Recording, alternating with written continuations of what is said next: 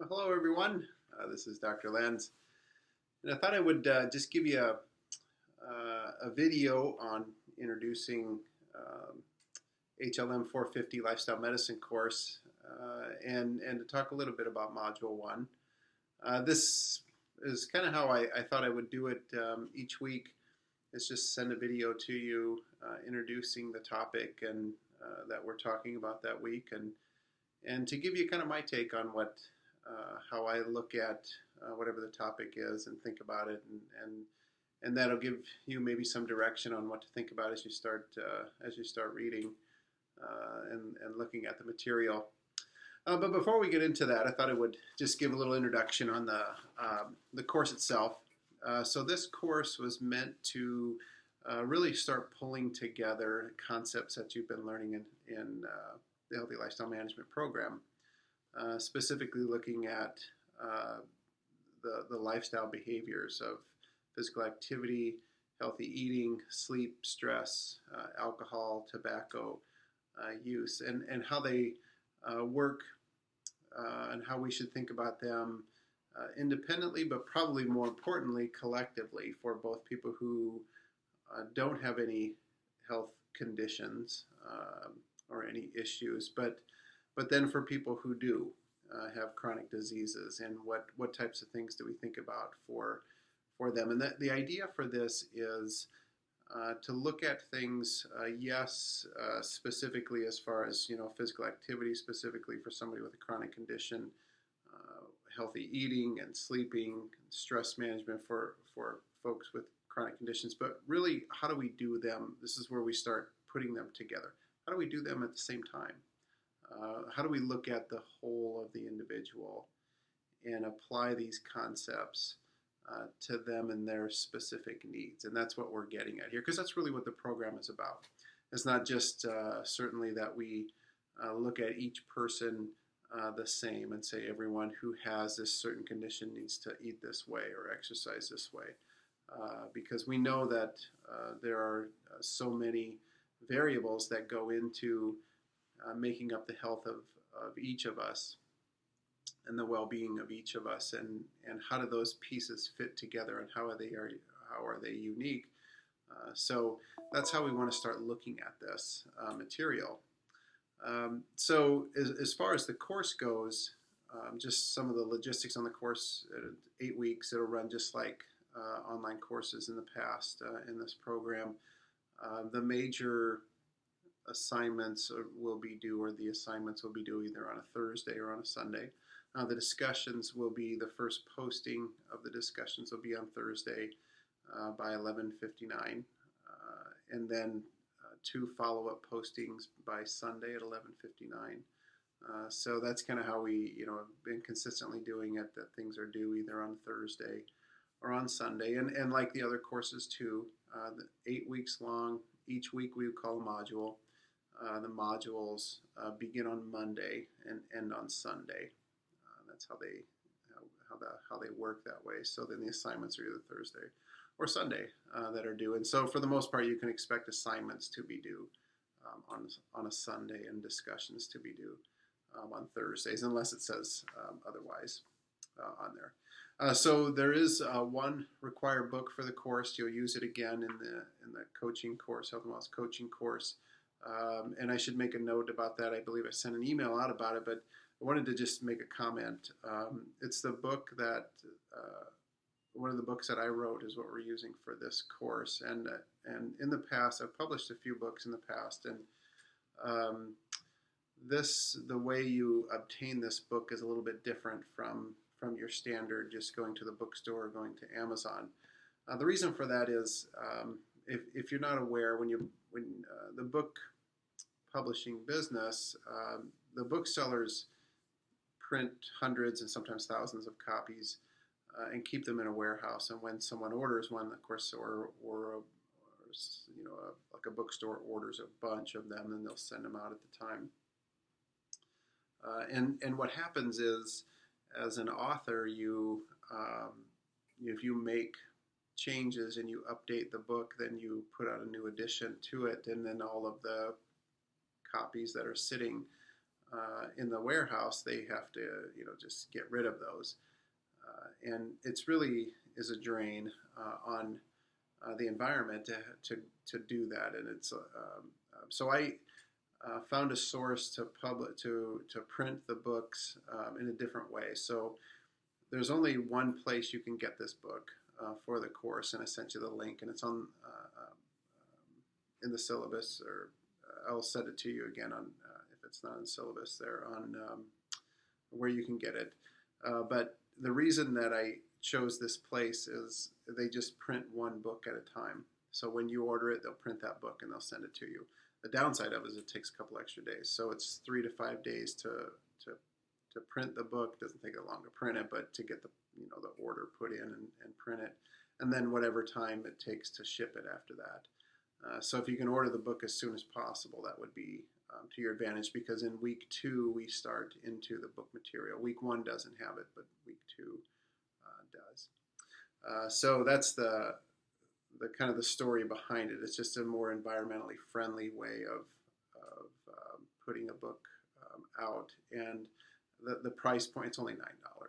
So I had some control over what the price of the book is, and so we priced it low enough to make it affordable for students to get. So using this publisher, it allows me to just update the book when I need to, and that's a real advantage for keeping up with this type of material. And there's one of these that actually the book needs to be updated, and I'll show you where when we get to that point in the course.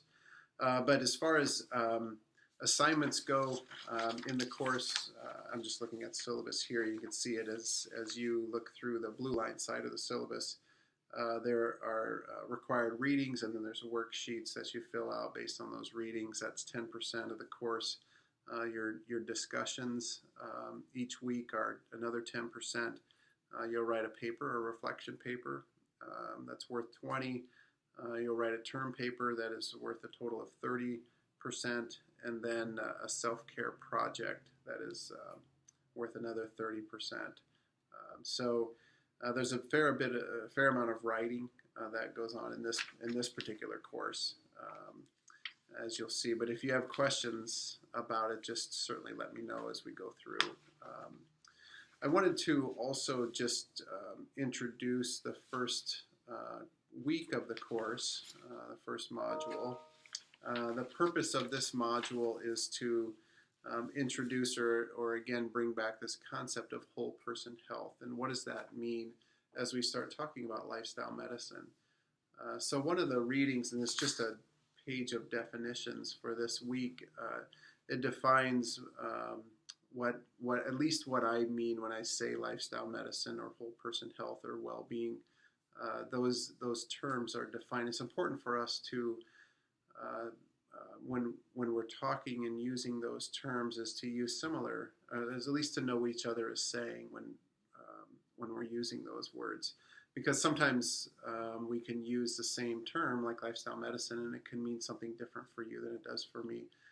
So it's important out of the gate for us to kind of be at least on the same page. And I'm not saying that these are the definite, the definition for each of these terms. But at least it gives us some context to work from when we use the language.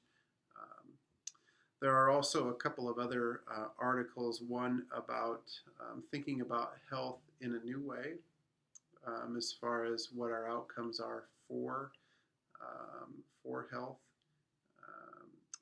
And that one is written by Breslow.